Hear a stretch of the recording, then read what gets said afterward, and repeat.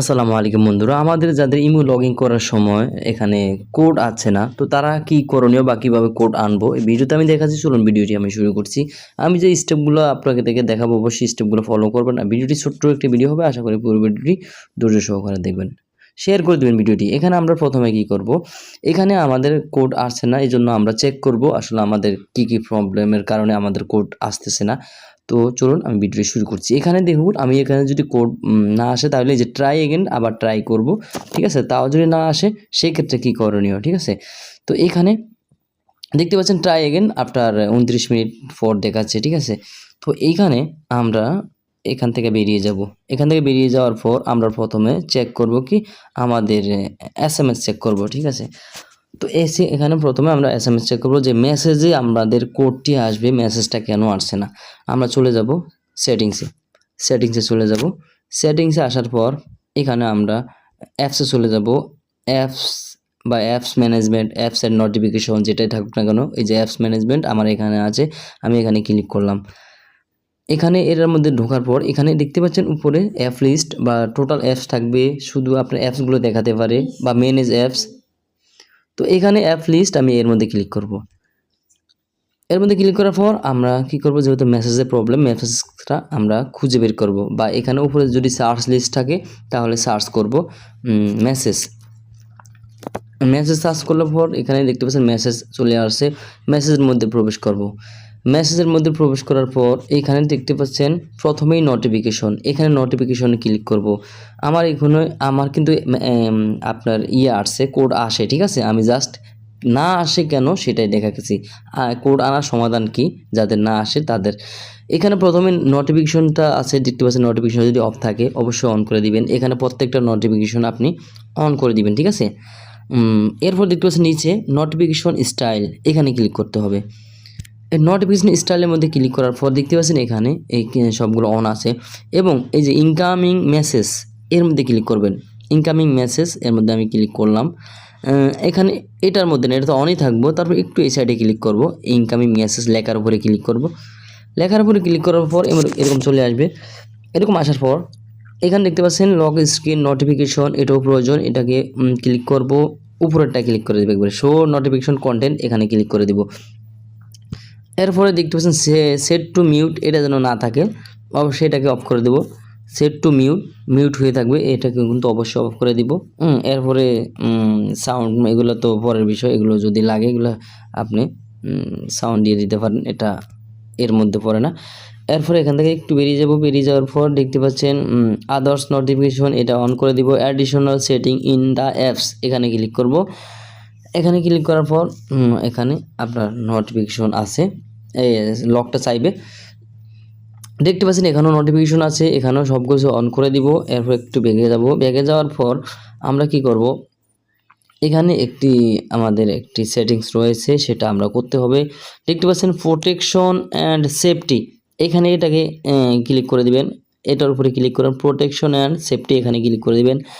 এখানে ক্লিক করে দেওয়ার পর স্প্যাম প্রোটেকশন, তো এখানে স্প্যাম ধরার কারণে হয়তো অনেক সময় না আসতে পারে। এটা যদি অফ থাকে অন থাকে তো অফ করে দিবেন। সাধারণত আপনার কোড আসা পর্যন্ত এটা অফ করে দিবেন, কারণ এটা একটা প্রয়োজন।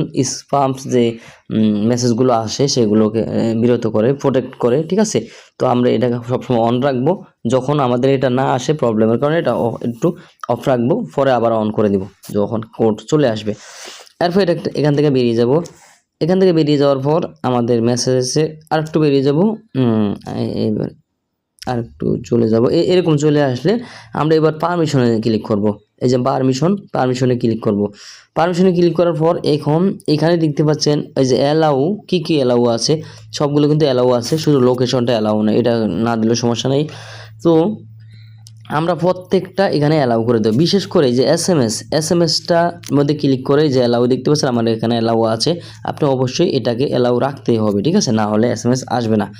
ব্যাস এখান থেকে ব্যাগে গেলাম। ব্যাগে যাওয়ার পর আমরা কি করব, এবার দেখতে পাচ্ছেন স্টোরেজ অ্যান্ড কেস, এখানে ক্লিক করব। স্টোরেজ অ্যান্ড কেস, এখানে ক্লিক করলাম।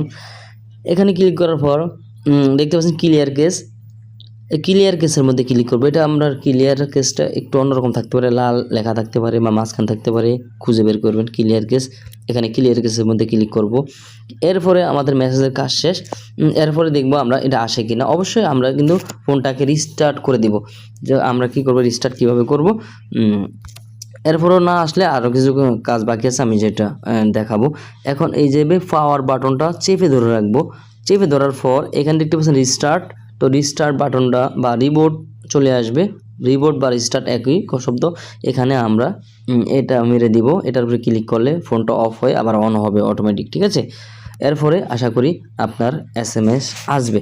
এরপরে যদি না আসে, তারপরে আমরা যেটা করণীয়, আমরা অবশ্যই ইন্টারনেটে চেক করব, ঠিক আছে।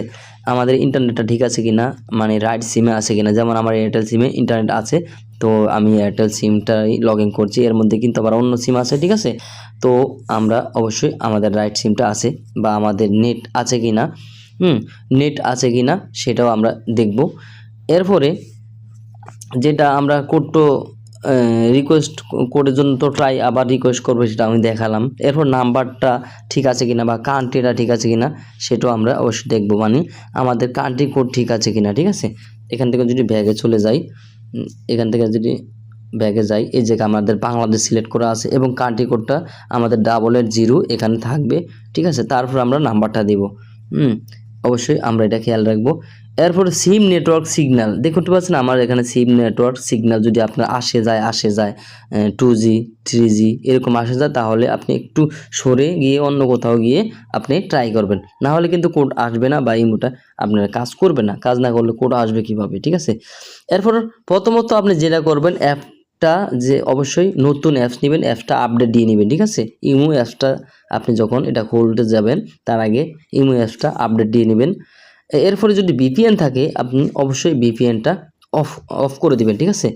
VPNটা অফ করলে আপনার এটা VPNটা অন থাকলেও অনেক সময় কান্ট্রি বসালেও এই আপনার কোডটা আসে না, ঠিক আছে।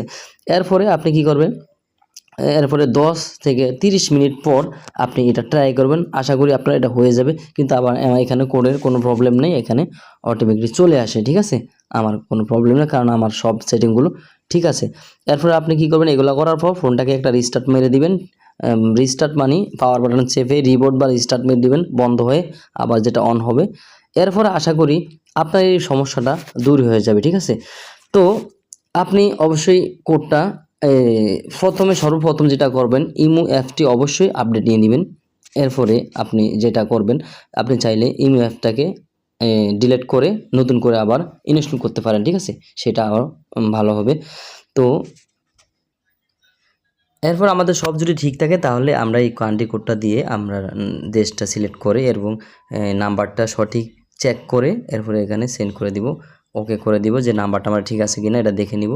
দেখে নেওয়ার পর আপনার অটোমেটিক কিন্তু এটা চলে আসবে, ঠিক আছে। আপনার যদি লগ ইন করতে যান সেক্ষেত্রে অটোমেটিক দেখতে পাচ্ছেন এটা আমার হয়ে গেছে, কারণ আমার সব ঠিক আছে সেটিংগুলো। আপনি অবশ্যই সেটিংগুলো দেখে এই যে এরকম দেখতে পাচ্ছেন আমার এটা কিন্তু অটোমেটিক লগ ইন হয়ে গেছে, কোনো কোড মোড প্রয়োজন হয় না, ঠিক আছে। সেটিং ঠিক থাকে, কোনো কোডের প্রয়োজন হয় না, অটোমেটিকগুলো কোডগুলো অটোমেটিক নিয়ে নেয়। আশা করি ভিডিওটি বুঝতে পেরেছেন। ভিডিওটি যদি ভালো লাগে থাকে চ্যানেলটি সাবস্ক্রাইব করে পাশে বেল বাটনটি অন করে দেবেন, আর ভিডিওটিতে একটা লাইক দিবেন, কমেন্ট করে মতামত জানাবেন। ধন্যবাদ।